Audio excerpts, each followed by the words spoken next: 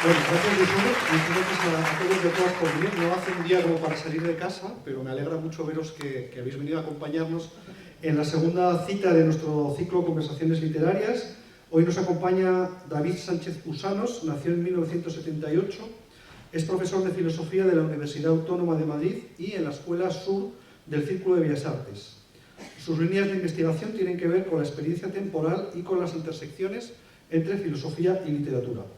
Ha traducido autores como William Faulkner o Fredric Jameson, casi nada, y compagina su actividad docente e investigadora con la crítica literaria y musical. Él ha publicado, que yo sepa, 2 libros, el anterior que se titula A 3 versos del final, Filosofía y Literatura, un libro estupendo donde analiza las obras de Ernest Hemingway, Frank Kafka y Friedrich Nietzsche, y el último libro que ha publicado se llama Enfrentarse al espejo y tiene como subtítulo Lecturas del fracaso en la narrativa estadounidense, 1951-1961. Buenas tardes, David, ¿qué tal?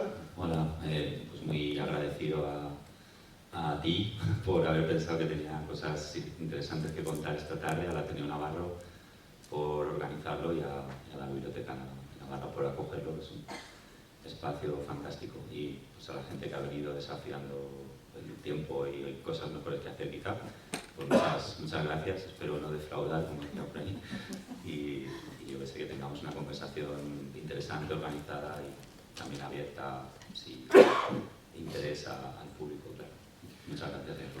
Bueno, David tiene un pie en la filosofía y otro pie en la literatura, aunque él es profesor de filosofía. Digo que tiene un pie también en la literatura porque además de ser lector acérrimo de literatura, además la ha analizado, la ha estudiado con una perspectiva filosófica en los 2 libros que antes hemos citado. Cuando contactamos con él para invitarle a venir a nuestro ciclo, él nos dijo que le apetecía hablar sobre el tema de la violencia. Por eso le pusimos este título a la conferencia de hoy, que es un poco largo, lo tengo que leer para decirlo bien, es La fascinación contemporánea por la violencia en la literatura y los medios de comunicación. Bueno, cuéntanos, ¿por qué has elegido este tema? ¿Qué es lo que te vincula a él? Bueno, casi un porqué voy a establecer un desde dónde, ¿no? Desde dónde voy a proponer alguna lectura o alguna consideración, ¿no? Y es desde uno de esos libros que has mencionado, ¿no? El segundo, es un análisis de la literatura norteamericana de los años estadounidenses, de los años 50, ¿no? Yo estaba involucrado en 2 proyectos de investigación que, como casi todos los proyectos de investigación en humanidades, tienden a recrearse en por qué está todo tan mal, ¿no? ¿Por qué está todo tan mal? Tenía que ver con la crisis, los 2 proyectos, no os quiero aburrir con esto, tenían que ver con la crisis de legitimidad, ¿no? La crisis de legitimidad, la falta de implicación en la política y demás del presente, de determinadas concepciones del fracaso. Y bueno, yo partí de la siguiente hipótesis, ¿no? que es la siguiente: el mundo es cada vez más homogéneo y en esa homogeneidad yo creo que tiene un protagonismo Estados Unidos, ¿no? Después de la Segunda Guerra Mundial, Estados Unidos alcanza una predominancia literaria, cultural, militar, económica, y de alguna manera el mundo se configura en virtud de eso que hay en juego, ¿no? Entonces, para averiguar un poco cómo hemos llegado hasta aquí, a esas diversas crisis de legitimidad o diversas formas del fracaso, ¿no? Decidí fijarme en el centro del mundo, ¿no? Y decidí fijarme en la literatura como si fuera un síntoma, ¿no? Como si fuese algo que plantea Kurt Vonnegut en el libro Lo recojo, ¿no? Como si fuese ese canario en la mina, ¿no? El que te avisa con algo de antelación de que las cosas están yendo mal. Entonces dije, bueno, ¿qué se estaba escribiendo en el centro del mundo en los años supuestamente felices, ¿no? En esa década feliz de los años 50, que había en las principales novelas, ¿no? Me interesaba acotar un poco la reflexión, insisto, con un interés por el presente y por averiguar cómo habíamos llegado al punto en el que estamos. Fue que me dirigí a eso. También tenía algo de examen de conciencia, ¿no? De mi propia mi propia adolescencia o mi propia juventud, ¿no? Fascinado por la cultura norteamericana y por su literatura, ¿no? Entonces decidí no hacer trampas y no ir buscando a ver qué rastros del fracaso puede haber en la literatura. Pues hoy es bastante fácil, ¿no? La mesa de novedades, así a ciegas, alargas la mano y estamos todos muy mal, muy tristes, algo nos oprime. Entonces, insisto, me decanté por esa época y tampoco hice trampas en el sentido de voy a buscar narrativas específicas del fracaso, sino me fui al canon, ¿no? ¿Cuáles son las principales novelas que se mandan como lectura en los institutos, que están más o menos establecidas en el canon de las revistas literarias, en las bibliotecas y demás? Y me fui a esas. La única intervención así más personal fue meter a esta novela, que es una persona que hace un poco raro, La vida de rebeldes, ¿no? The Misfits, de Arthur Miller. Es lo único que no es tan canónico, que sí lo metí un poco aposta para evaluar también el teatro y la aportación de Arthur Miller. Pero el resto son las que están en cualquier lista, ¿no? Pues tenéis ahí Guardián del Centeno, El largo adiós, Lolita, On the Road de Kerouac, Vida rebeldes, como digo, y Matar a un ruiseñor, ¿no? Dije, bueno, voy a ver qué hay aquí. Y ahí me encontré cosas muy curiosas. Ya os digo, me interesaba esa época porque es una época, la que se consolida ese esplendor, ¿no? El siglo americano, lo llamaron en la revista Life, ¿no? Y lo que me encontré fue normalmente un ejercicio de desconfianza ya entonces en quizá los pilares básicos de la sociedad, ¿no? Lo que me encontré fue que una serie de rasgos que no están en todas estas novelas, o sea, no todos están en cada una de las novelas, pero creo que la conjunción de varios de ellos sí que es específica, ¿no? de la literatura estadounidense en ese momento y, si mi hipótesis tiene sentido, de nuestra cultura, ya, aquí, porque es global, ¿no? Entonces lo que me encontré fue un ataque a las principales instituciones, ataque muchas veces y desconfianza también.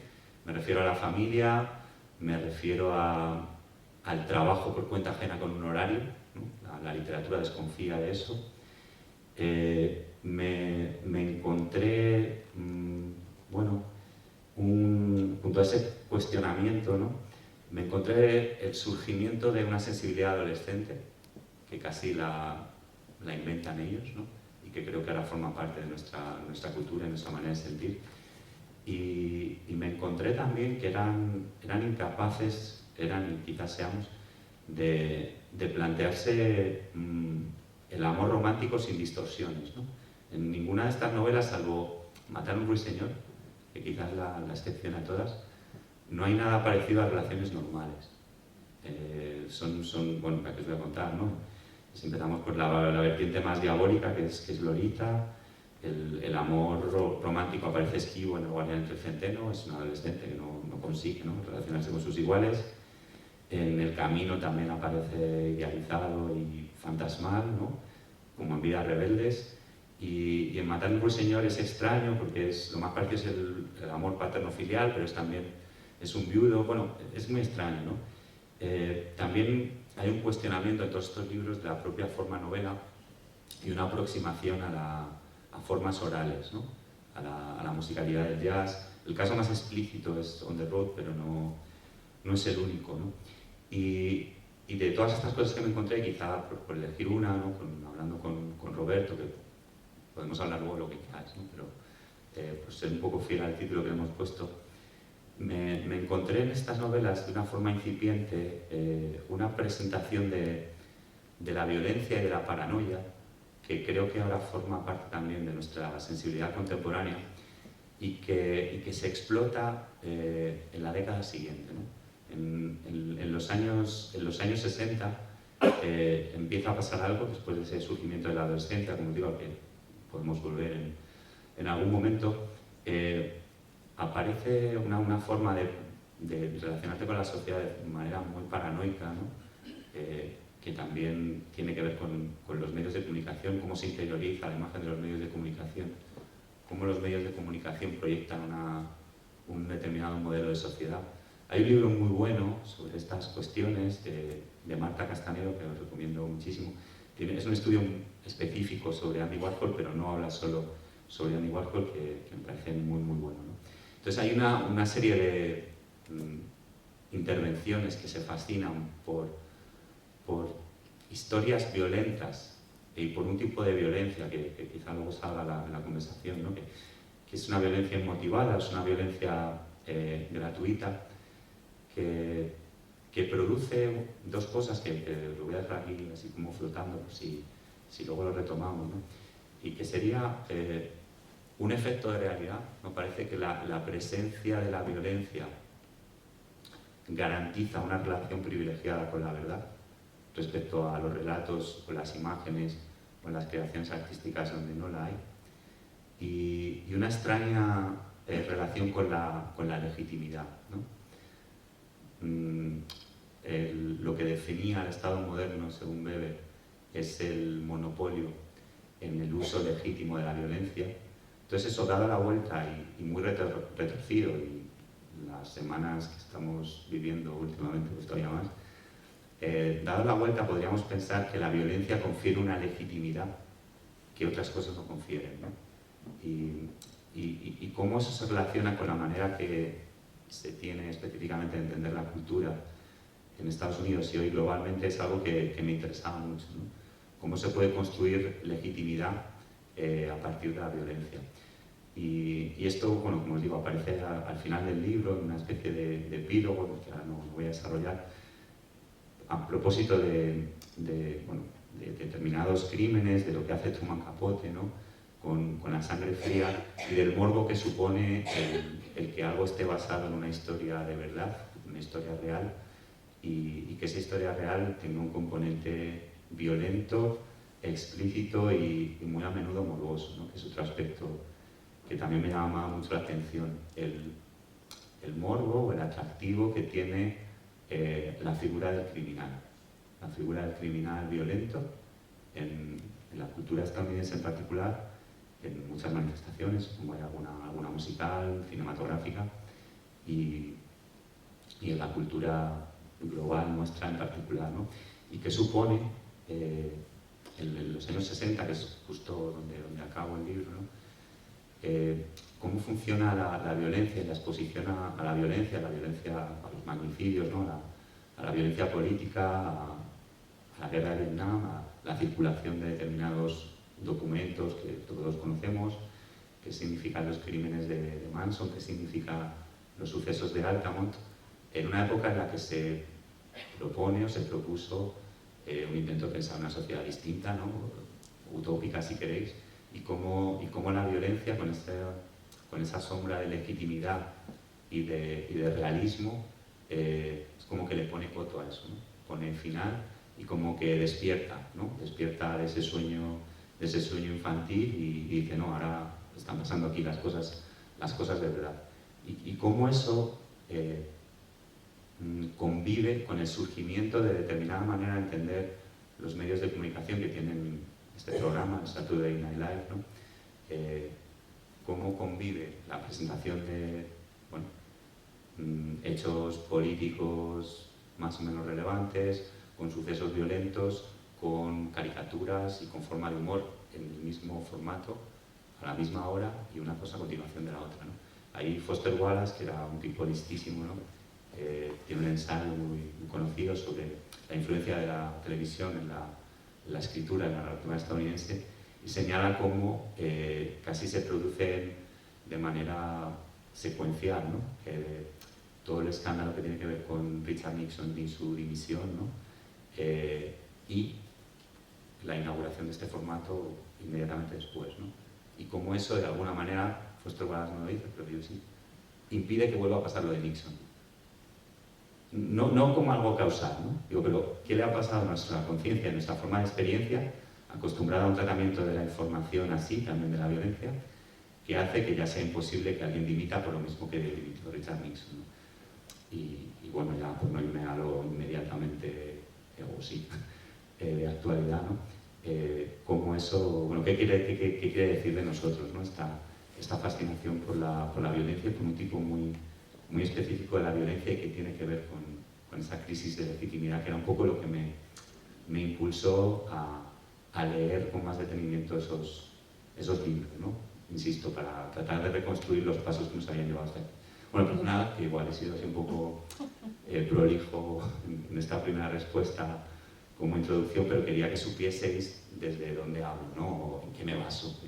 Es un ejercicio de lectura que no pienso tener aquí, no creo que tenga la verdad absoluta ni nada, pero es a partir de ese conocimiento de esa cultura en esos años y lo que he visto allí, que como, bueno, pues os tengo a lo mejor alguna opinión, alguna consideración que puede ser interesante compartir, conversar con Roberto y con vosotros.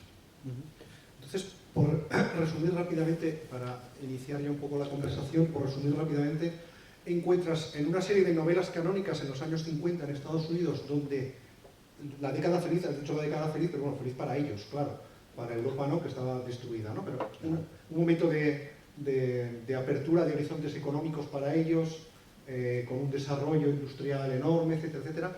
Allí en las que se consideran, o podrían considerarse, 5 de las novelas canónicas de esa época, sin embargo, no encontramos que dibujan panoramas de felicidad u horizontes de esperanza dentro de la sociedad americana, siempre pensando en la sociedad americana, sino que hay unos cuantos puntos de cuestionamiento sobre la familia, el trabajo, y secundariamente encuentras además que hay una violencia, un tratamiento de la violencia que comienza ya en esas novelas, que después se consagrará, se confirmará en novelas de los años 60, como por ejemplo A Sangre Fría de Truman Capote, y posteriormente pasará ya a esa violencia, la encontraremos ya en la década de los 60, la década de los 70, formando parte de los productos culturales, cine, televisión, por supuesto narrativa, apoyado también por las imágenes que llegan de Vietnam,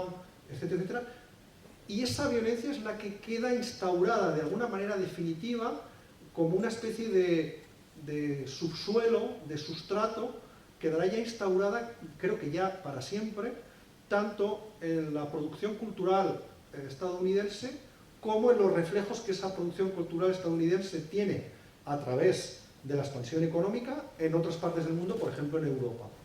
Es decir, podemos decir, siendo muy generalistas y por supuesto matizando poco, que antes de los años 50 la violencia en los productos culturales estadounidenses no está tan presente, o no la encontramos tan presente, estoy generalizando muchísimo, y que a partir de los 60-70 no solo está presente en los productos, la producción cultural estadounidense, sino que es exportada a otras partes del mundo, ¿no? Más o menos sería un poco esa tesis de máximos que quieres transmitirnos. Sí, que seguramente esté llena de excepciones, ¿no? Lo que hay, lo que me encuentro en esta literatura que convive con esos años en los que el consenso o el relato oficial que nos ha llegado incluso a nosotros, ¿no? Felices para ellos, pero ni siquiera ellos eran felices al parecer, la sensación es de que a lo mejor era todo más de cartón piedra de lo que parece, ¿no? Y había como decía antes, una desconfianza de las principales instituciones, sino la familia, el amor, el trabajo, por resumir, que un poco. Y en el caso de la violencia, preocuparnos de algo concreto, como decía, que en el libro hablo de más cosas, está el tratamiento de la violencia, por ejemplo, como aparece en el Largo Adiós, como representante, ¿no?, del noir, de la literatura negra o criminal. Era una violencia más acotada y no hay una presentación morbosa de la violencia. ¿Hay violencia en el Guardián del Centeno? Bueno. ¿Hay violencia en Matar a un señor? Sí. Hay una violación, bueno. ¿Hay violencia en Lolita? ¿Para qué os voy a contar? La violencia está presente, pero no se recrean. Lo que encuentro distinto, hay un antecedente, que es el de Hemingway en ese contexto. Hay un antecedente anterior, y es el de Hemingway cuando Hemingway en Muerte en la tarde habla de la crisis que él siente como escritor frente al papel en blanco y demás. Dice que él la decisión que toma es tratar de escribir acerca de algo elemental. Y dice, una de las cosas más elementales que conozco es la muerte violenta. Y entonces por eso decidí escribir sobre la muerte violenta y por eso me convertí en reportero de guerra y cuando las guerras no habían terminado, pues me interesaban los toros o me interesaba la caza, ¿no? Viene a decir algo así.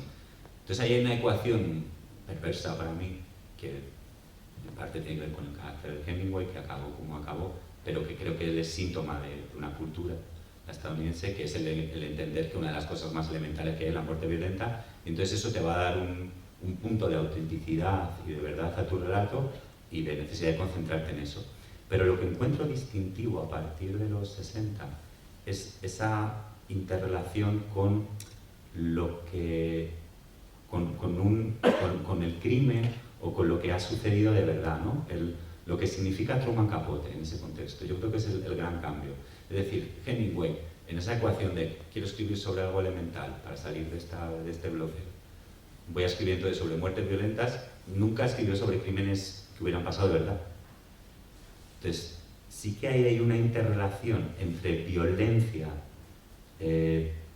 realidad y medios de comunicación que creo que es el verdadero cambio y que tiene que ver con el morbo y con la atracción que supone eso para el que lo escribe, para el que lo filma y para la sociedad que decide mirar, ¿no?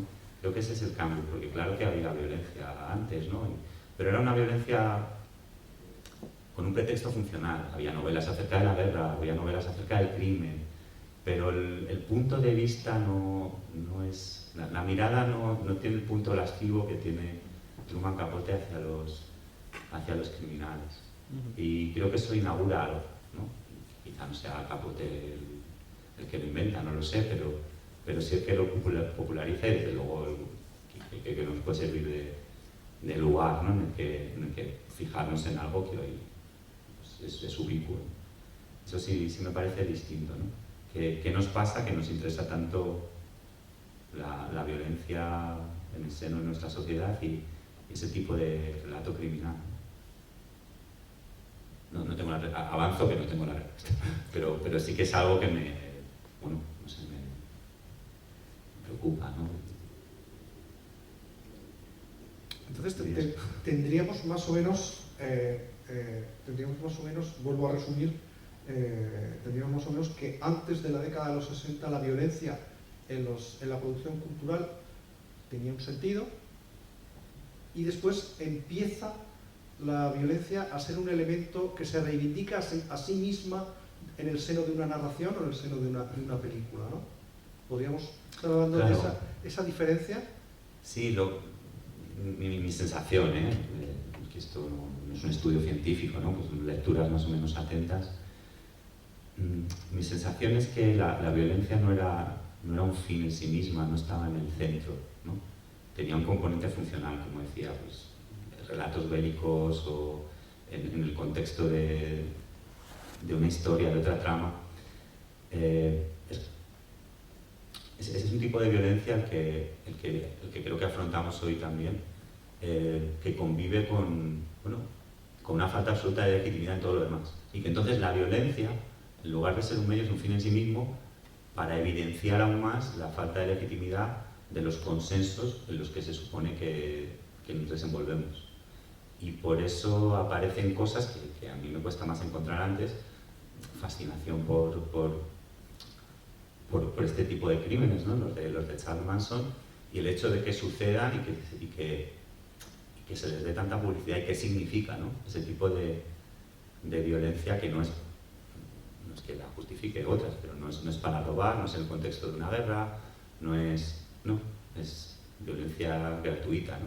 Y que le pasa a una sociedad que la gente le escribe cartas de admiración a Charles Manson, que la gente se casa, que se montan grupos de música en su honor, o sea, aquí no estoy juzgando, estoy mirando y me estoy mirando a mí, ¿no? Que formo parte de esta sociedad.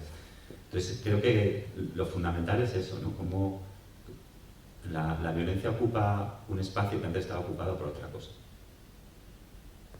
Y ahora no por nada. Y la violencia es como que es una sacudida acerca de hey, que no hay nada, que no podemos confiar en nada y que la violencia tiene un aspecto fundacional ahora, ¿no? Y tiene un aspecto ahí fascinante, ese tipo de violencia tan gratuita, que al final es una exhibición de poder, ¿no? Y bueno, pues hay una mirada ahí fascinada por el poder en una sociedad que, pues, bueno, quiero que esto se convierta en una clase, ¿no? La que ya no creemos, ¿no? Es una sociedad, pues, luego Lyotard de la muerte de los grandes relatos, ¿no? Ya no tenemos narraciones colectivas, no somos creyentes a nivel social, no creemos en causas políticas, entonces aparece la violencia como una extraña sacudida de realidad, como si tuviera el patrimonio de la legitimidad y de la realidad de la violencia. Esto, bueno, la verdad es que me incomoda bastante, pero creo que forma parte de la sensibilidad contemporánea de un modo que antes no. No estoy diciendo aquí que la violencia empezó en los años 60, no, obviamente no. Esta relación con la violencia, sí, un punto absurdo y casi deificante de la violencia. Mi sensación es que sí. Podríamos separar, por ejemplo, viniendo al presente, podemos separar la violencia que aparece en los medios de comunicación como, vamos a decir, testimonio de una violencia real, aunque esté todo lo deformada que a veces está en los medios de comunicación, ¿no? Que a veces está deformada, está tratada de una manera muy concreta, y la violencia que aparece en las ficciones, series, películas, novelas, pero bueno, sobre todo en el audiovisual, ¿no? Sobre todo ahora mismo, más que en el cine, obviamente en las series, ¿no? La violencia, cuando aparece en los medios de comunicación y se nos aparece un poco a bocajarro, escenas violentas, por ejemplo, como el asesinato de este enfermero, que fue creo que el sábado, en Minneapolis, tiene como reacción inmediata en el telespectador un repudio inmediato. Vas a ver las imágenes de este cruel asesinato que ocurrió y lo rechazamos. Sin embargo, a lo mejor dentro de 2 horas nos ponemos, 2 horas después de que ha terminado el telediario, nos vamos a poner una serie o nos vamos a ir al cine donde hay episodios de violencia ficcional, voy a decir semejantes, pero en realidad mucho mayores, aunque sean ficcionales, pero asesinatos más explícitos, de más gente, y esa violencia en el formato de la ficción no sentimos tanto repudio, la tenemos ya como naturalizada. Es decir, como decía Piglia, dentro de los relatos que circulan dentro de la sociedad hay unos que nos dicen cosas sobre nosotros y hay otros que avanzan las cosas que van a venir, ¿no? La violencia que repudiamos en los medios de comunicación, luego no la repudiamos tanto en las ficciones que consumimos casi compulsivamente, ya sean thrillers, películas de terror, películas bélicas o incluso a veces películas incluso costumbristas donde hay latigazos de violencia impensables en el cine hace 40 o 50 años. ¿Por qué esta disociación entonces? Yo no veo tanta disociación. O sea, lo que veo es que en el campo de la ficción tú tienes como una excusa, ¿no? Tienes un pretexto. Bueno, esto es de mentira, entonces no hay nada malo en que yo esté viendo aquí como le posen a balazos a uno, le cortan una oreja a un tipo mientras suena una canción súper chula en la peli de Tarantino. Bueno, al final esto es mentira, puedo verlo, ¿no? Mientras que la violencia en los medios de comunicación cuando cubren un acontecimiento verídico, pues supongo que todavía tenemos ahí un poco de vergüenza o algo parecido, algún tipo de frontera estético, moral, pero eso es muy débil y me interesaba esa debilidad en una cosa que también menciona pasada en el libro, ¿no? Y es, insisto, este tipo de ficciones basadas en hechos reales, ¿no? Cómo ahí se ve todo. O sea, ¿por qué te interesa esta pareja de asesinos? O sea, o esta pareja de enamorados que en lugar de emprender un viaje normal de, yo qué sé, ¿no? Típica versión del amor romántico, no nos dejan estar juntos por la diferencia de edad, de estatus o lo que sea, nos vamos y nos subimos en un coche y recorremos, ¿no? Estados Unidos, que es un poco una mitología que ayuda a construir, por cierto, Nabokov con Lolita. y que luego explota, que lo haga y demás. Bueno, pues en lugar de esto te fijas en unos que hacen eso, pero resulta que por el camino van disparando a todo lo que se mueve, sin que haya un pretexto argumental para eso, ¿no? Y creo que, bueno, si tú lees algo que está basado en hechos reales, ahí es la fronterita, ¿no?, del morbo. Bueno, al final estos crímenes que salen son unos actores y no son ellos, pero realmente esto pasó. Y yo no sé si esa frontera se está quebrando también, porque dices, bueno, a todos nos repugna cuando vemos eso, pero el vídeo existe, el vídeo lo echan, el vídeo circula, el vídeo lo ves, yo lo he visto, los dos, ¿no? Y tiene ahí algo, tiene una relación muy inquietante con la verdad. Frente a una serie de discursos que tienen que ver con consensos, con toma de decisiones, se han cargado a estas dos personas. Y tienes ahí una relación muy próxima entre la violencia y la verdad, que a lo mejor es que no hay otra cosa que te la dé hoy en día, ¿no? Es como que si hubieran ido cayendo todos los vínculos con la verdad, y respecto a la violencia la tenemos muy claro, ¿no? Ahí hay algo que no admite demasiada interpretación y que es muy rotundo. Y entonces no veo un uso tan distinto. Más interesante me parece la cuestión del morbo, ¿no? O con que eso pueda ser abordado. Pero no veo tan distinto el uso de la violencia o la lectura que hagamos en el cine, en la música también, en la literatura o en los medios de comunicación. Dices que en estas novelas, a partir de los años 60, empieza a aumentar el atractivo de la figura del criminal, y que en parte es porque hemos dejado de creer en la manera de organizarnos, exactamente porque el criminal sigue teniendo un gran atractivo en las producciones culturales. Es decir, no hay nada mejor que poner un canalla en tu película o en tu narración para que inmediatamente capture cierta atención del público. Sí. Esto sí que lo encuentro antes, por ejemplo, en la música, en la parte narrativa que tiene la música, ¿no? Que a mí me gusta demasiado, ¿no? Pero hablaba, por ejemplo, de Johnny Cash, ¿no? Lo que significa Johnny Cash, y el prestigio que empieza a tener el tipo que ha estado en la cárcel. Hay una canción, Folsom Prison Blues, que es terrible, que habla de la muerte gratuita, ¿no? De un tipo que le pega un tiro a otro por verle morir, ¿no? Y Johnny Cash lo canta.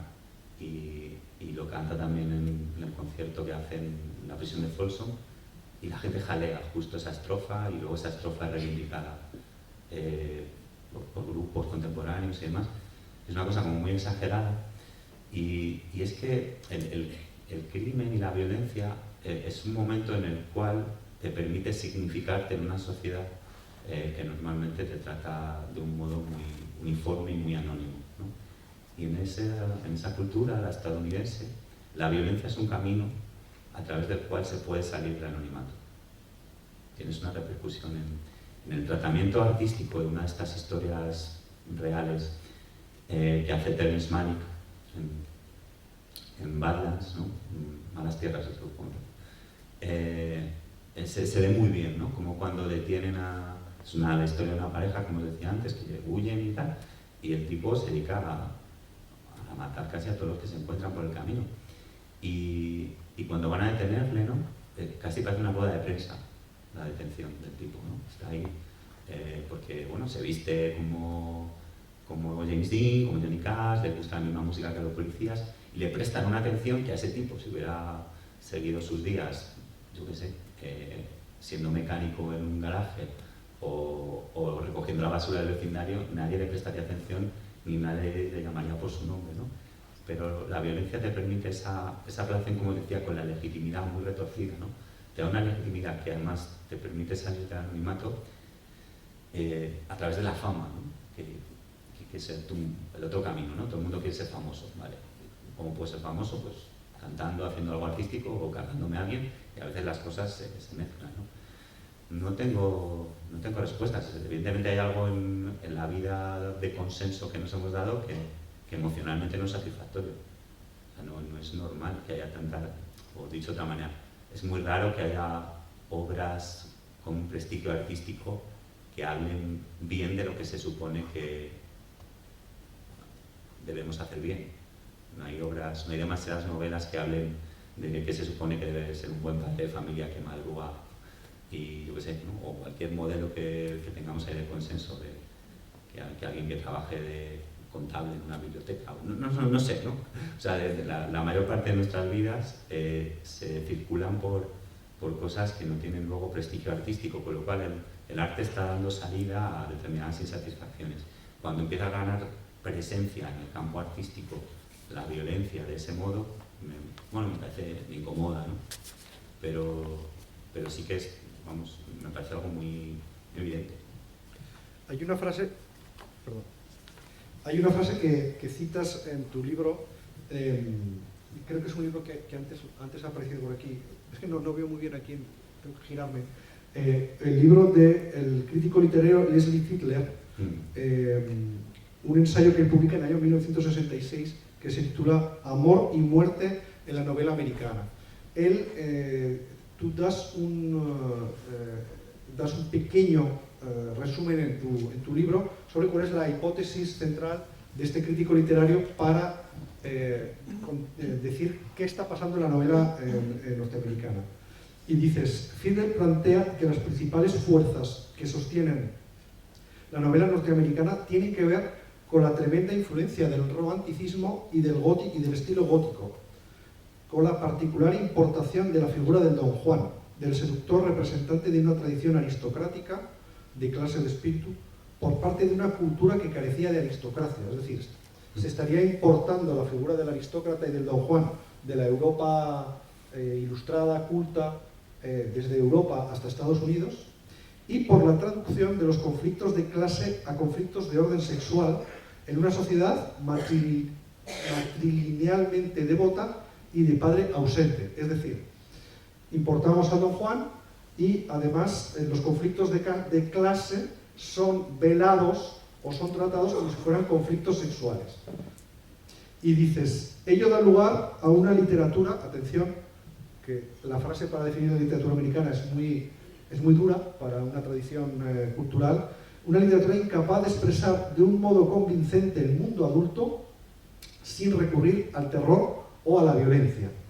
Es decir, este crítico norteamericano en 1966 le está diciendo a los escritores de su propio país que son, diciéndolo en un lenguaje coloquial, una panda de inmaduros que no saben, no están sabiendo afrontar la complejidad de los problemas de la sociedad americana, sino introduciendo sexo o introduciendo,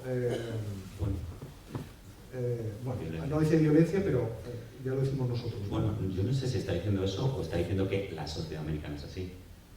Sí, bueno, por reflejo, sí, claro, no es lo mismo, pero sí. Eso es, no es que los escritores sean especialmente inmaduros, sino que con la sociedad lo es.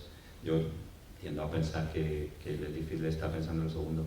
Sí, a mí me fascina Leslie Fidler y leyéndolo sí que pienso un poco eso y creo que lo interesante a lo mejor para lo que estamos aquí hoy no es si esto pasa o no pasa en Estados Unidos, sino en la medida en que el mundo se ha configurado a partir de la Segunda Guerra Mundial en una determinada dirección. Creo que lo que se decía de la literatura estadounidense se puede decir de la sensibilidad general contemporánea. Y creo que esa frase, que no recordaba, que has leído, pues yo la veo que me alcanza aquí en Pamplona 2026, ¿no? Que yo mismo tengo problemas para afrontar la vida adulta y que sí que somos un poco inmaduros. Yo me encuentro una serie de rasgos en esas novelas que tienen que ver con la invención de la adolescencia, con una serie de cosas. Hemos cogido la línea hasta la violencia, pero creo que está relacionada con todas las demás. Creo que sí, que es así, que estamos en esa clave, ¿no? Y las contradicciones se expresan de esta manera, ¿no? Pero entonces las culturas nacionales europeas, las culturas nacionales europeas, me da igual francesa, española, italiana, alemana, que habrían absorbido el gran impacto que ha tenido la exportación de la cultura norteamericana a partir de los años 50, esas culturas europeas que han absorbido el impacto estético en cuanto a temas, imágenes, contenidos, narraciones, etcétera, de alguna manera habrían sido simplificadas, habrían sido reducidas, habrían sido contaminadas por ese simplismo en el hacer, en el narrar, en el contar de la cultura estadounidense. A ver, es una conclusión así muy... pero ¿podríamos decir algo así? Yo no, lo del simplismo, que no es tanto del contar, sino de la propia manera de la que está estructurada la sociedad. O sea, creo que la literatura estadounidense no es simple. Creo que a lo mejor alguna parte de cómo está organizada la sociedad puede ser... La cultura más mainstream sí. Quiero decir, el cine, sí, el cine de gran pantalla... Claro, pero claro, sí, aquí habría que diferenciar, ¿no? Claro, por eso hice lo que hice. Es decir, no me fui a las 5 novelas más vendidas en los años 50. Me fui a las 5 novelas que el tiempo ha considerado como más literariamente relevantes de esos años 50. Me interesaba eso. La cultura, como dices tú, comercial estadounidense es lamentable. Es peor todavía que la nuestra. Sí. Y nos llega sí. a paladas, vamos. Sí, pero tu pregunta, claro, es... me voy a poner aquí en plan profe de... Me recuerda una cosa de Goethe, ¿no? En las conversaciones con Eckermann, cuando dice, bueno, va a llegar la época de una literatura del mundo, de una literatura mundial, ¿no? Ya no va a haber literaturas nacionales, no habla de Weltliteratur, pues una cosa que recogen en el manifiesto comunista Marx y Engels, pero se puede hablar... Pero sí, yo creo que vivimos en un mundo, una cultura bastante global. Evidentemente hay cosas ahí como muy particulares, pero nos parecemos demasiado a esto. Y por eso creo que los problemas que encuentro ahí o que veo ahí tienen un recorrido universal, si queremos, o más global y sobre todo más contemporáneo, aunque me he centrado en esa época, ¿no? Y si no, pues que cada uno lo piense en casa, ¿no? Si no hay algo de esto, si no hay fascinación por la violencia en Madrid, en Pamplona o en Barcelona en 2026, si no hay un culto a la adolescencia, si no hay una falta de convicción en lo que se supone que es la vida adulta, que también podríamos hablar de eso, ¿no? Yo, la verdad es que lo tengo muy claro, creo que sí. Dices que, lo dices en el libro y lo has dicho ahora un par de veces, la cultura estadounidense de esta época del siglo XX, desde los 50 hasta el final, es casi un espacio para dos cosas. Una que no lo has dicho, pero que aparece en el libro, la reivindicación de la infancia, y dos, que sí lo has dicho, es una cultura adolescente, es una cultura que mitifica la manera de sentir, contar y representar el mundo a la manera adolescente. ¿Puedes explicarnos un poco esto? Porque sí, claro, la tenemos igual tan interiorizada que no nos damos cuenta. Ya. Sí, tampoco sé si... Bueno, he leído esto con atención, ¿no? Pero quizá estaba pensando en Joyce, ¿no? En el retrato del artista adolescente y demás. Sí que en el Guardián entre el Centeno, ¿no? Sí que veo un cambio de tono, ¿no? Un cambio de registro, una apelación a una manera de sentir que hoy... yo creo que está por todas partes, pero que antes de eso es muy difícil de encontrar, ¿no? La manera de hablar, la sensación de urgencia. Te voy a contar algo que es la hostia y tienes que escuchar y no veas lo que me pasó y que convive con el tratamiento y la atención muy minuciosa a cualquier detalle, ¿no?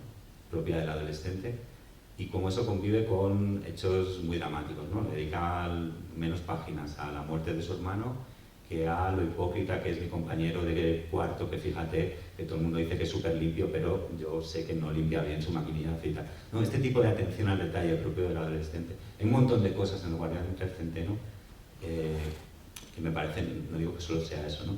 pero que sí forman parte de nuestra sensibilidad, ¿no? Esa manera de sentir melodramática, esa manera de sentir como en las películas, que es algo que se dice al final.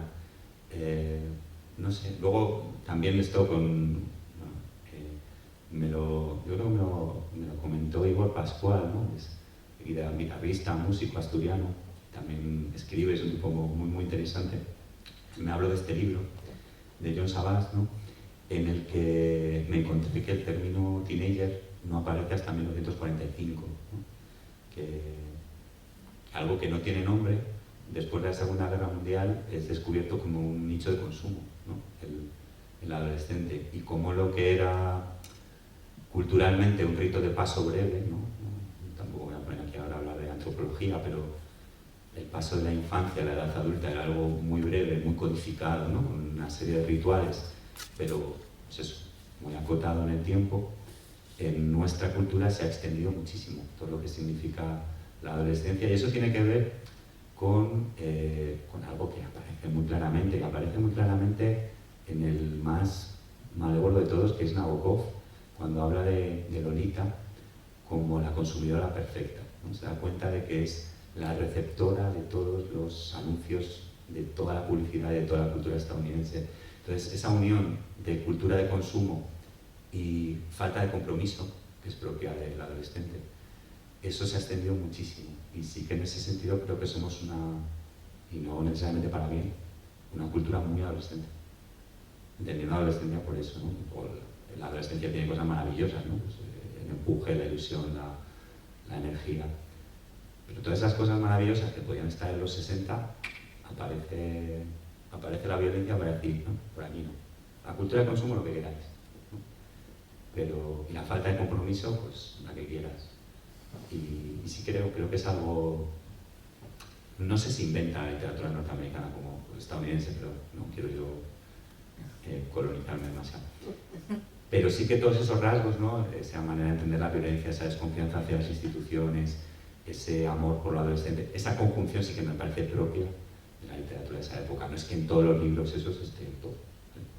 Eso sí lo pienso, la verdad.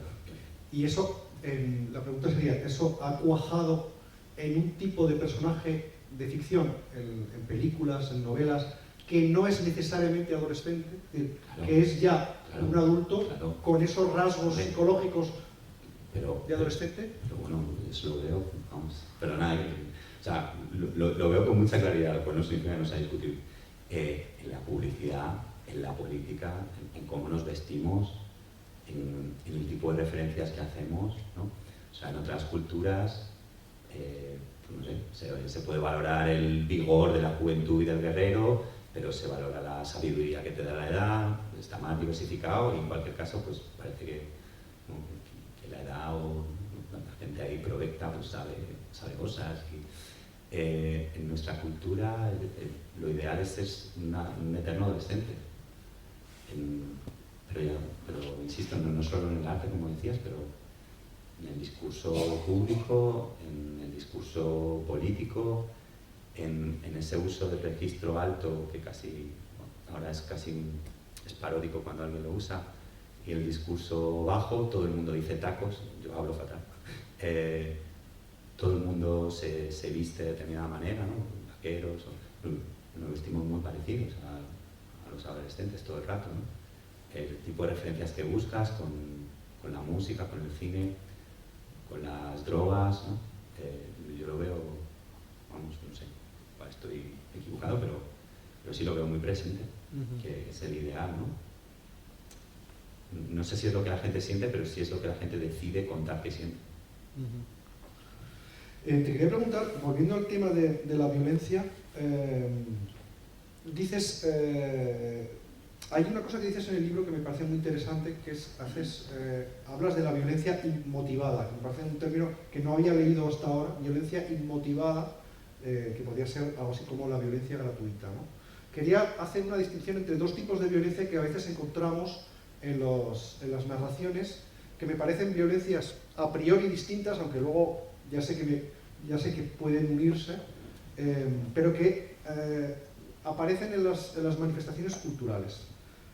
Por un lado, la violencia inmotivada o gratuita, de la que has hablado un poquito. Sería sería una violencia puramente espectacular, una violencia que obedece solo a su propio apogeo, gratuita, lúdica, las dos cosas, es gratuita, no obedece a un desarrollo argumental, es lúdica porque nos divierte, no nos pone en problemas de conciencia, es como un fin en sí mismo y le ofrece al espectador o al lector violencia porque sí. Violencia que por otra parte alimenta de una manera explícita o implícita sus instintos sádicos y además en esa aparición de esa violencia gratuita no hay una crítica a la violencia, es decir, la violencia está como cualquier otra cosa, ¿no? Como un relato de amistad, como un relato de amor, como un relato de fidelidad, pues está los elementos violentos. Esa sería la violencia gratuita que aparece en las manifestaciones culturales, audiovisuales, literarias, como ya hemos dicho antes, a partir de los años 50, 60, y después se consolida y exporta masivamente, sobre todo al cine, pero también a la literatura y ahora a las series. Hay otro tipo de violencia que creo que es una violencia mucho más ancestral, que podríamos llamar la violencia sin sentido, y que es la violencia real, la violencia que tiene lugar todos los días en las calles, en los campos de batalla, y a las que la persona que la padece no le puedes encontrar ninguna explicación o fundamento racional. Es decir, alguien que sufre una violencia porque sí. Por ejemplo, el enfermero que antes hemos visto aquí, asesinado por el ICE, ¿no? Que está manifestándose pacíficamente y de un minuto a otro ha fallecido por causa violenta. Ese tipo de violencia que las personas sufren injustificadamente, me da la impresión que no es la violencia y que es un tipo de violencia que puede aparecer en las manifestaciones culturales para hacernos reflexionar sobre muchas cosas, sobre la fugacidad de la vida, sobre la cantidad de amenazas que sentimos a diario, sobre el absurdo de la existencia, sobre muchas cosas. Pero son violencias distintas. La violencia gratuita, esa violencia sádica, esa violencia inflacionaria de los productos culturales, y la violencia sin sentido. Antes hablamos de un cuento en el que aparece este segundo tipo de violencia. Es un cuento muy famoso que se llama Un hombre bueno es difícil de encontrar, ya el título nos dice algo, ¿no? De Flannery O'Connor. La historia cuenta un viaje en coche de una familia que recorre Estados Unidos porque quieren ir de un estado del sur a Florida y llevan a la madre, el conductor lleva a su madre detrás. Su madre ha escuchado un relato en los noticieros de que hay un bandido por las carreteras y autopistas que se llama El Desequilibrado. La primera parte del relato es muy divertido porque vemos a la madre fascinada por relatos casi pseudomíticos del desequilibrado. ¿Dónde estará el desequilibrado? Bueno, pues el desequilibrado aparece. En el relato aparece el desequilibrado, para el coche de esta familia tan risueña, tan simpática, con esta madre tan risueña y tan simpática, y ya hay un acto de violencia inmotivado, un acto de violencia gratuito, pero también un acto de violencia irracional. ¿Crees que ahora mismo en las manifestaciones culturales es posible diferenciar esta violencia gratuita de una violencia inmotivada que por otra parte es real? No sé si me explico. Sería la violencia, vamos a decir, no sé si artificiosa, pero sí que exagerada de los productos culturales, y esa violencia irracional que cualquiera podemos sentir en un momento dado por las causas que sean. No voy a entrar en eso. Es una pregunta larga y... Sí, me parece importante. Tú tienes el relato en la cabeza, además, porque Sí. además creo que aparece este relato creo que aparece en tu libro. Sí, bueno, en el libro decidí centrarme en novelas por agotarlo un poco, pero vamos, los cuentos de la época del Lord Flannery O'Connor está a la altura de cualquier escritor que podamos decir, ¿no? No hay nadie mejor que Flannery O'Connor. Sí, yo creo, pensándolo, ¿no? Hace una pregunta importante, pero difícil también, muy difícil, ¿no? Creo que el referente puede ser el mismo. La diferencia entre una y otra es la mirada con la que se recrea esa violencia. Y eso tiene que ver con lo morboso y con lo pornográfico, diría yo. Y también añadiría una salvedad a lo que has dicho. Dices, sea cual sea la causa. No, porque no es lo mismo la presentación de... O sea, a ver, ¿qué entendemos por muerte violenta? Aquí es muerte, o sea, la violencia, no sé, que te caiga una roca y te mate, es violento, pues en parte sí, y te puede llevar a ese tipo de reflexiones, pero aquí es violencia ejercida por el ser humano contra el ser humano. Con lo cual creo que es un matiz decisivo para lo que decíamos antes de la fascinación por el criminal y demás. Y luego, ¿cómo presenta Flannery O'Connor ese tipo de violencia gratuita, inmotivada, porque este hombre desequilibrado, ¿no? Mata a esta gente? ¿Por qué? No hay un porqué.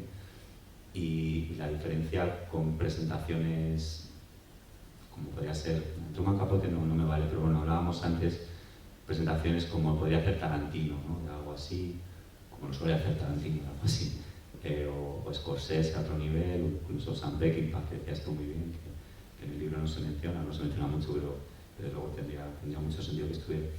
Creo que es que se refieren a la misma violencia, pero estos segundos ejemplos, o buena parte de los medios de comunicación, son morbosos en su mirada, se recrean, ¿no? En nuestros tratamientos, hablabas entonces de Angelopoulos también, hay un tratamiento elíptico de la violencia. Tú sabes lo que hay, pero no te lo muestro, no me recreo, no ocupa tanto el centro, la materialidad del relato, de la narración, de la imagen, ¿no? Y en los otros te salpica la sangre. Y creo que la diferencia está ahí, y de nuevo casi volvemos a lo fisiológico, lo psicoanalítico si queréis, ¿no? Prefiero cómo lo hace Flannery O'Connor, la verdad, pero Paulos. Sí, pero había que aclarar, porque si no sé, había que aclarar que en el relato de Flannery O'Connor hay una violencia sin sentido, irracional, claro, aparentemente. Pero no te cuentan las cuchilladas, no sé si los disparos o en el caso de Angelopoulos no te enseñan una violación, sabes que ha pasado eso, pero no te meten la cámara, ¿no? Como en muchas series de televisión o tratamiento de los medios de comunicación a todos los niveles que van al corazón de la noticia, ¿no? Pero ahora eso no es lo habitual, es decir, estas elipsis, Flannery O'Connor nos cuenta un asesinato terrible, pero no nos cuenta el asesinato. Claro. Y sin embargo sabemos que haya ocurrido algo terrible. Hay otro ejemplo, que es el que mencionas, de Angelopoulos, la gran película de Angelopoulos, Paisaje en la niebla. En Paisaje en la niebla hay una escena de una violación y no vemos nada, no vemos nada. La imagen es terrible y Angelopoulos tiene el suficiente tacto como para decirnos: aquí hay un elemento de crueldad y violencia que forma parte, desgraciadamente, de la vida misma, pero no te lo voy a enseñar. ¿Por qué no te lo voy a enseñar? Porque me basta con informarte de que esto ocurre. Claro. Pero no quiero empatizar con el violador, no quiero empatizar con el asesino, no quiero empatizar con el torturador. Pero eso es una diferencia importante que ya no se observa demasiado. Claro. No sé si estás de acuerdo conmigo. No se observa demasiado, sobre todo en el cine de masas, en las series de televisión. Cine de masas y series de televisión, en cuanto tienen la oportunidad de una escena violenta, no hay censura ni elipsis de ninguna manera. Ya, hay gente elegante también, pero ahí están implicadas muchas cosas, ¿no? Lo de la empatía es importante también.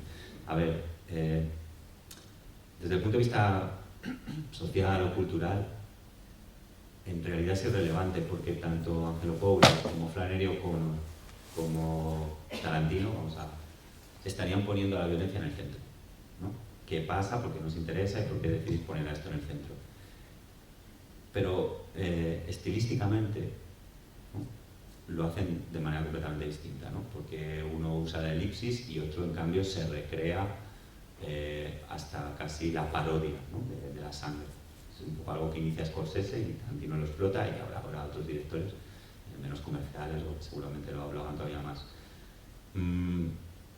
Este debate es más estilístico, pero sí es verdad que tiene un componente ahí extraño, ¿no? De familiarizarte demasiado con ciertas cosas y estetizarlas, que me incomoda mucho, ¿no? Me incomoda por a dónde me lleva y por verme a mí diciendo cosas que a lo mejor yo mismo diría: uy, qué carca eres o qué moralista, ¿no? Pero me incomoda mucho. Pero el debate ético debería mantenerse. Y luego estaría la cuestión de la empatía, también mezclada, ¿no? Que Hablo de Tarantino porque yo creo que bueno, es conocido, ¿no? Y puede servir como ejemplo a lo mejor. Por ejemplo, el uso que hace de la música Tarantino en las escenas violentas. Tarantino es un melómano, es increíble, tiene un gusto musical increíble. Y entonces, además, usa mucho el contrapunto, ¿no? Una escena especialmente violenta, también lo hacía David Lynch a veces. Te pone una canción especialmente dulce, ¿no? Y entonces una estudiante de surf me dio una de la clave y dice, eso es porque te está contando esa escena desde el punto de vista del asesino. Digo, anda, igual es eso. Este tío, cuando está cortando una oreja o lo que sea, está oyendo, a lo mejor no precisamente esta música, pero está causando algún tipo de operación. Pero en la escena él pone la radio, ¿no? ¿O no? Sí, pero sobre todo tú la oyes, pero no solo en Reservoir Dogs. O sea, lo que pasa es que Tarantino siempre hay música de fondo en las escenas violentas, casi siempre. Y muy buena música.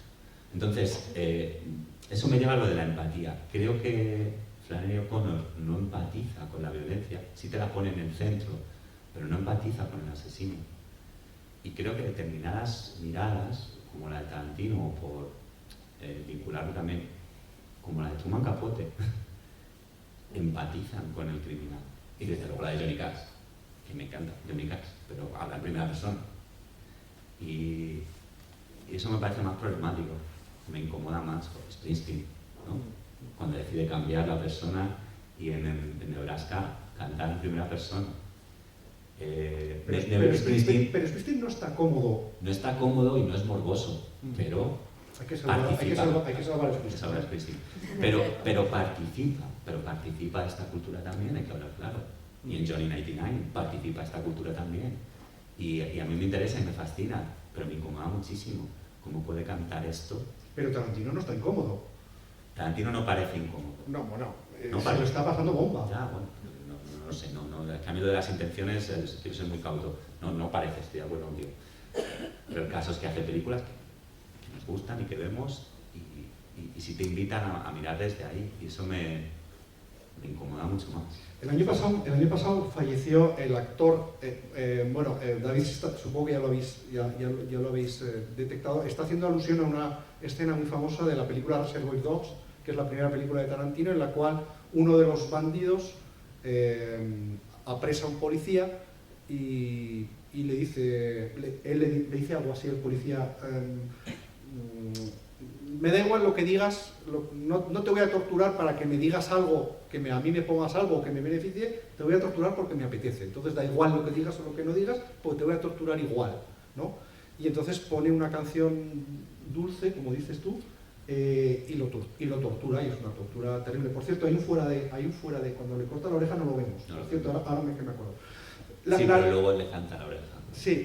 Que hace que produce esos efectos que son muy desconcertantes. La anécdota que quería contar es que el año pasado murió el actor, murió Michael Madsen, y todos los telediarios, y digo todos porque yo no me lo podía creer y fui pasando por las cadenas, todos los telediarios dieron la noticia de la muerte de este actor, que era, bueno, un buen actor, tampoco, refiriéndose a la escena que más famoso le había hecho, que era esta, la de la tortura, como una escena que estaba en el imaginario colectivo de todos nosotros, una escena maravillosa, una escena mítica del cine, pero no había ese matiz peyorativo que debería haber cuando estamos recordando una escena que hace daño a la vista. Es decir, la tortura hace daño, por mucho que te la filme Tarantino en 1000 colores y con música dulcísima. La tortura hace mucho daño.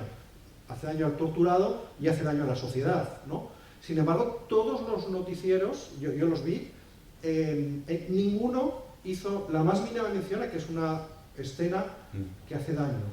No había, un momentito, no había ninguna crítica a una escena que ha pasado a formar parte del imaginario contemporáneo, ¿no? Porque es una escena que se recuerda, y digo yo, bueno, esto no puede ser. O sea, esto no puede ser. Hombre, ahí entra en juego lo que decías antes, ¿no? Como es una película.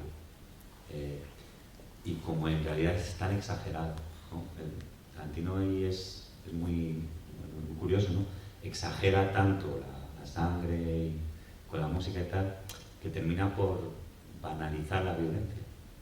No sé si la neutraliza del todo, a efectos morales para a lo mejor el que decida ponerla y tal, la neutraliza, ¿no? Dice, bueno, no es una película, pero también convivimos con el hecho de... Ahora, antes yo cuando era más joven o menos mayor, sí que en los telediarios advertían de que bueno, las siguientes imágenes pueden herir sensibilidades y tal. Hoy ya casi ni te censura, ¿no? Ni las redes sociales, los vídeos de tiroteo, no hay esa advertencia. Digo que no sé si hemos avanzado un paso más, pero bueno, por responderte, yo creo que tenía que ver con esa salvaguarda, ¿no? Esto es una película, es mentira y es tan exagerado que evidentemente no puede ser verdad. Pero no es tan exagerada la escena. O sea, quiero decir, en Kill Bill todo es exageradísimo, pero esa escena en concreto, la de Michael Madsen en Los Devolvedores, no es exagerada. Yo no la veo exagerada, es decir, vamos... Digo como hipótesis, ¿no? Estaba pensando antes... Quizás esté estetizada. Claro, a eso me refería, ¿no? Como en Asesinos Natos, ¿no? De Oliver Stone, por ejemplo, que también es tan exagerado que, digamos, a lo mejor atenta contra la verosimilitud y una vez que no lo consideras verosímil, supongo que lo puedes tolerar de otra manera. A mí me incomoda mucho, ¿no? A veces, yo creo que lo comenté contigo en Los Odiosos 8, que yo creo que fue la última, igual se pone también en Hollywood, también la vi en el cine, pero Los Odiosos 8 la vi en el cine, una película de Tarantino, y es una película en la que eso, me parece que hay estudios al respecto, que pasa más veces, pero bueno, le pegan reiteradamente a una mujer. Y la primera vez, que creo que le dan un bofetón y le salta un diente o algo, la gente en el cine se reía, que es una cosa muy inquietante. Las escenas de violencia extrema, exagerada o estetizada, como dices tú, la gente se ríe, no sé si como un mecanismo de defensa, pero ahí hay algo, ¿no? Pero la sobreexposición a esto, no soy esa persona que dice jugar a videojuegos de matar te convierte en un asesino, no soy esa persona. Pero sí soy esa persona que dice, bueno, ¿qué nos pasa que nos gustan tanto los videojuegos de matar? ¿No? Eso sí sería esa persona. Entonces, ¿qué nos está queriendo decir esto socialmente? Algo de eso hay, ¿no? Oliver Stone en esta película presenta es de la misma historia de Springsteen y tal, y aquí no se mide, ¿no? Es un poco el camino contrario, ¿no? Springsteen lo mide mucho y este no mide nada, y también el hecho de que sea tan exagerado igual, ya digo, pues atenta contra la verosimilitud de algo, refuerza el que sea artístico y refuerza que lo puedas estar viendo y recordando otra vez de, bueno, esto es mentira, es tan exagerado que es mentira, y que te puedas reír de lo exagerado que es. Que es algo muy propio de nuestra sensibilidad, que yo no tengo resuelto ni integrado, pero creo que también tenemos una extraña fascinación por lo que se sale de lo normal. Y si además se sale de lo normal y tiene que ver con la violencia, pues también parece que nos apela de alguna manera y nos quedamos ahí imantados viéndolo. Pienso también en una película, en el Joker, ¿no? Que también tiene algo de esto, me incomoda mucho el punto de vista, no me convence nada el mensaje que creo que hay en la peli, tiene ese punto operístico, estetizante que no... Pero la considero muy representativa de la sensibilidad contemporánea. Pero por ejemplo, esta película que estás hablando, Natural Born Killers, sí. Asesinos Natos, que te voy a confesar una cosa, ahora que no nos escucha nadie, yo la vi 3 veces en el cine. Era la época en la que todavía soportaba la violencia, ahora no la soporto. Yo la vi 3 veces en el cine, esta película, fui a verla 3 veces. Aquí esta película no es solo una película donde hay una violencia exagerada, sino que en esta película vamos, desde que empieza hasta que termina, van sucediéndose los distintos tratamientos de la imagen de la película. La película empieza como una road movie, una película de carretera, y de repente tiene trozos que parece una película de dibujos animados, parece una sitcom, una comedia de estas de situación. Después hay otro trozo que parece una película de amor. Es decir, va cambiando el lenguaje cinematográfico sucesivamente, porque Oliver Stone no quería solo estetizar o exagerar la violencia, sino que quería llamar la atención sobre el hecho de que la violencia tiene un cauce, y el cauce lo elige el director. Es decir, si yo elijo contar la violencia de una manera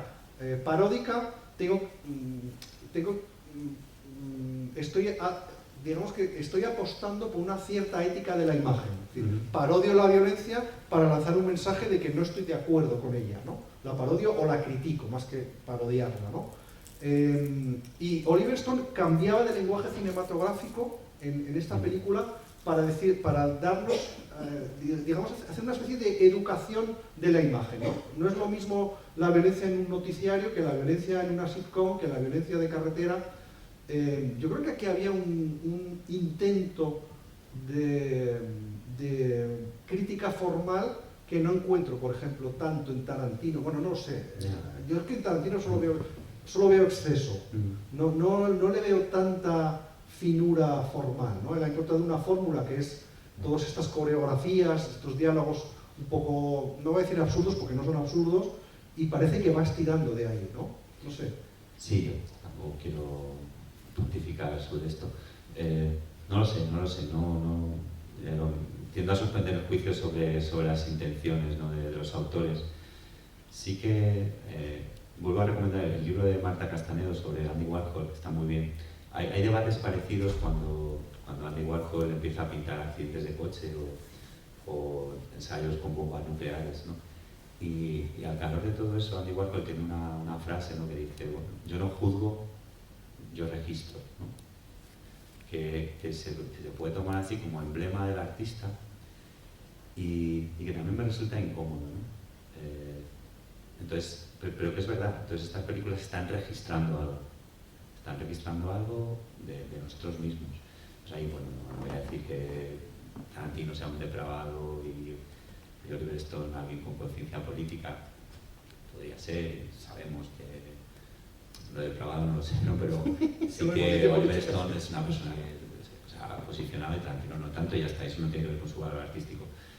Pero sí que esto no puedo salir, ¿no?, de esa frase de Warhol de yo no juzgo, lo registro, ¿no? Entonces, ¿qué nos pasa? Que registramos estas cosas y que le prestamos, me incluyo, y que le prestamos atención a esto y no a otras fórmulas. Y cómo se sale de aquí, bueno, yo creo que es un sitio del que hay que salir, ¿no? O sea, este tipo de violencia no es insostenible. Oye, no me había dado cuenta, pero son las 8:15 ya, no me había dado cuenta. Perdonad porque se me ha ido la hora, la verdad. Pensaba que eran las 8:05, 8:10. ¿Tenemos alguna pregunta desde el público? ¿Queréis hacer alguna pregunta? A ver, allá tenemos una pregunta. ¿Te llega el micro?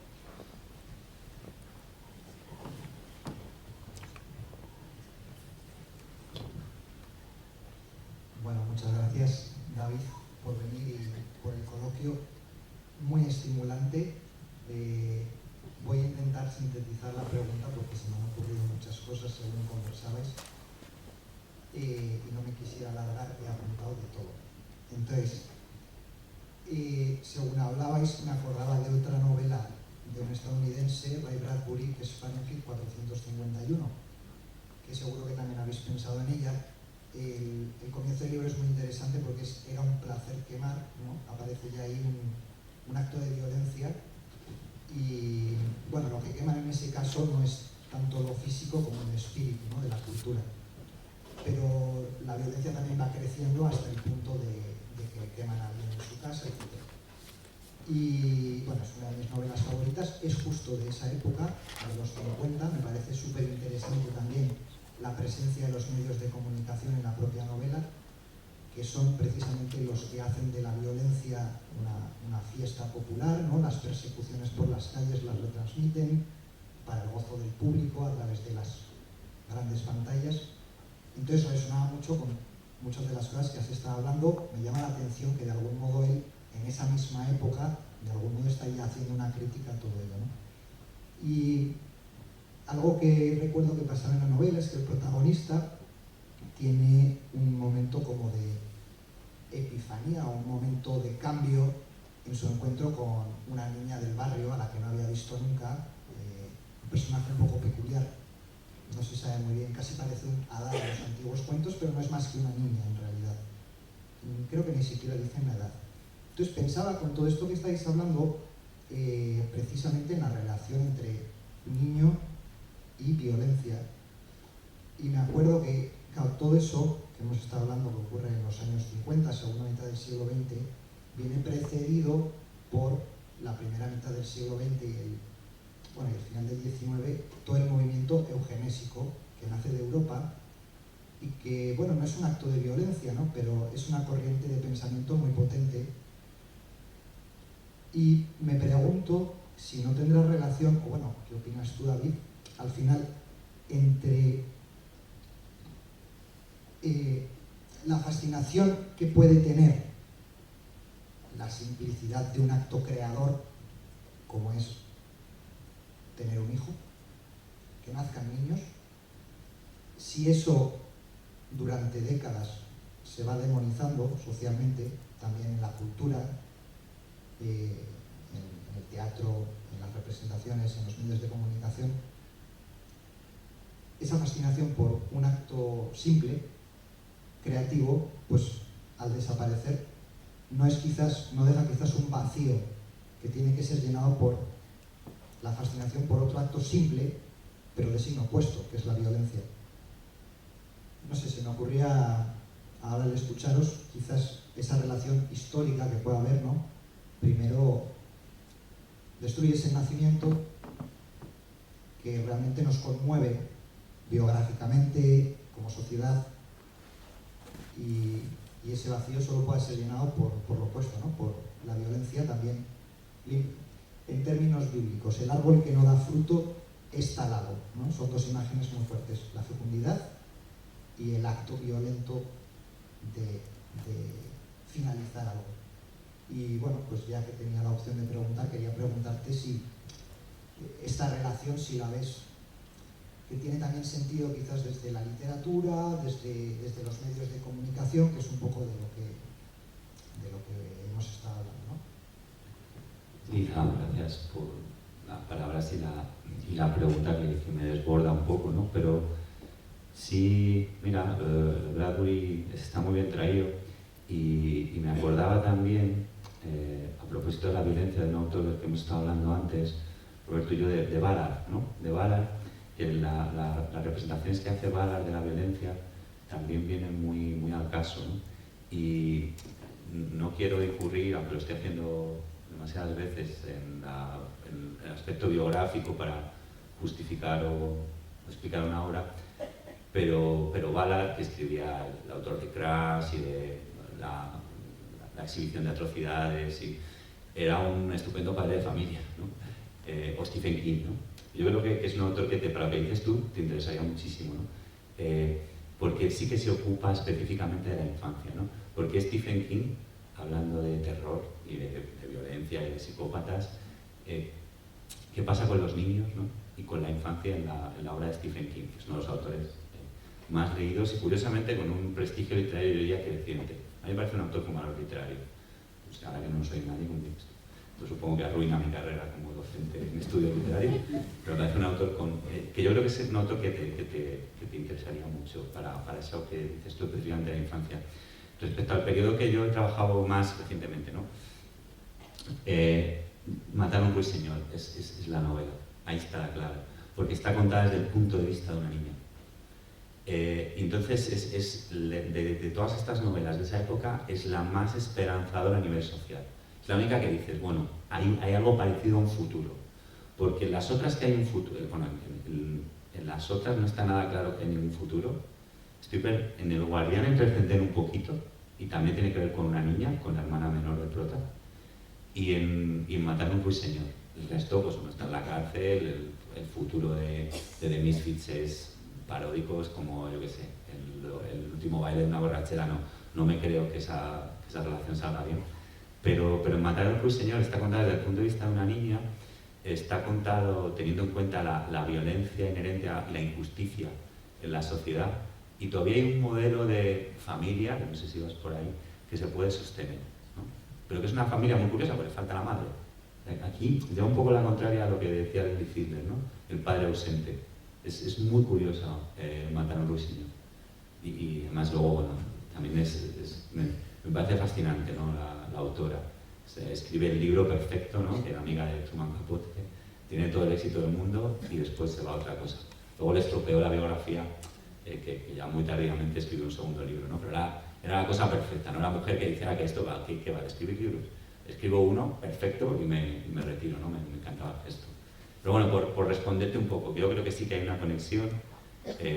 Lo del papel de la infancia en Estados Unidos me parece central, pero estamos fuera de tiempo y me desborda. Tienen ahí algo que no está resuelto, pero creo que apuntas bien. Y yo te diría, de lo que hemos hablado, Anton Ruiseñor sería el referente. La ciencia ficción bala me parece muy interesante, y temáticamente Stephen King. Stephen King tiene cosas muy inteligentes sobre la infancia y el terror. Bueno, Matar a un ruiseñor y el estudio que tú haces en Enfrentarse al espejo de Matar a un ruiseñor, que es un estudio extraordinario. Luego te pago. Luego lo hemos dicho, sí. No, porque, bueno, vamos a ir cerrando, pero sí que os recomiendo los dos libros de David, que son extraordinarios, son muy claros, muy pertinentes en sus reflexiones, y en tanto Enfrentarse al fracaso como a 3 versos de la realidad. Lo he dicho bien, ¿no? 3 versos de la realidad. Es a 3 versos del final. A 3 versos del final. Y es Enfrentarse al espejo. Bueno, más o menos, ¿no? Está bien, más o menos. está bien. Más o menos. Que luego tú pones títulos muy buenos. Bueno, gracias a todos, gracias David, muchas gracias por venir. Ha sido un placer conocerte, ha sido un placer charlar contigo. Se me han quedado muchas preguntas. Creo que es un tema que nos desborda tanto a los filósofos como a los narradores, nos desborda también como consumidores activos y pasivos de productos culturales, audiovisuales, en los cuales la violencia está incardinada de una manera u otra. Pero en todo caso, creo que todo lo que nos has contado nos ayuda ahora a ser unos espectadores y lectores un poco más avisados y un poco más avezados para seguir inmersos en este mundo audiovisual. Gracias, David, muchas gracias por venir. Ojalá vuelvas. Tienes que volver para contarnos algo de Hemingway, que no, al final no hemos... Le había prometido ir a ver las 2 esculturas que hay a Hemingway en Pamplona y no hemos ido. Lo dejamos para la próxima vez. Os emplazo dentro de 2 lunes, el lunes 9 de febrero. Fíjate qué curiosidad.